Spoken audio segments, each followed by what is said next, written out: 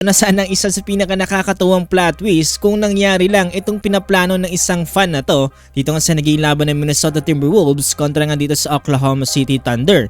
Ano nga bang ginawa ng fan na yan na kahit itong si SGA ay nabilib din at inaprubahan itong kanyang ginawa? Say na rin natin itong naging reaksyon dyan dito nga ni Anthony Edwards matapos nga siyang interviewin ng mga reporter matapos ang kanilang laban. Tara't pag-usapan natin yan.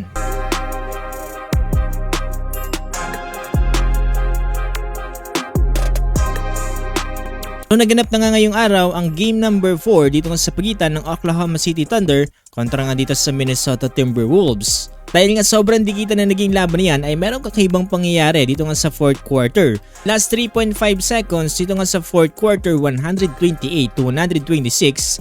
Lamang ng 2 puntos dyan itong OKC Thunder. Subukan nga sanang imintis dyan dito nga ni Anthony Edwards atong kanyang free throw. Kaya i-follow up sana ang kanyang magiging mintis sa tira ng kanyang mga kakampi. Sa hindi inaasahang pangyayari ay nag-iba nga yung direksyon ng bola at napunta nga yan dito nga kay Shai Gilgeous-Alexander. Tapos nga makuha dyan ni Shai Gilgeous-Alexander itong bola ay binato niya na lamang ito papalayo. Ito na nga pumasok yung isang kakaibang plot twist dahil instead na mag-bounce na lang to off the court ay nasa lupa yan dito nga ng isang fan. Kaya naman itong sa Isaiah Hartenstein yung kukunin niya sana itong bola ay nasa na nga yan dito ng fan at naunahan na siya. Bukod dyan magreklamo dito nga ng Oklahoma City Thunder kasama itong si Isaiah Hartenstein at itong si Shai Gilgeous-Alexander. Pero makikita natin dito sa footage na to. Tapos maintindihan ni Shai Gilgeous-Alexander explanation dyan ng mga referee ay tinuro niya itong fan at tila nga ba parang sinabi na mautak nga daw ito.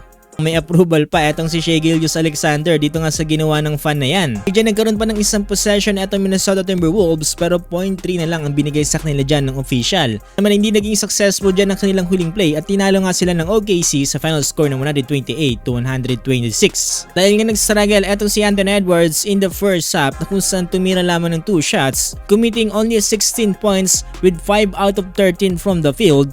Eto na lamang kanyang naging reaksyon matapos nga siyang tanungin dyan dito nga ng reporter. Kaya nga ba parang nagulat etong si Anthony Edwards sa kanilang kalagayan at tila nga ba ngayon parang biglang bumait etong si Anthony Edwards at tila nga ba daw parang naging edukado. Nawala nga daw yung yabang dito nga ni Anthony Edwards matapos nga naging laban na to. Mga boss, bago natin pakinggan itong sinabi ni Anthony Edwards ay huwag yung kakalimutang i-follow itong ating Facebook page. What happened tonight? How did you see it? They outplayed us, out-rebounded us, got more than 50-50 balls. They wanted a little more. Did they do anything different to you to keep your scoring up? Yeah, it seemed like they went back to how they was playing game 1 and 2, just in the gap, super heavy. No matter what, my guys were making shots, they still was in the gap. So, yeah. More difficult than the first 2 games when you played? No, not really. Just same thing, just in the gaps. My bad, Lenny.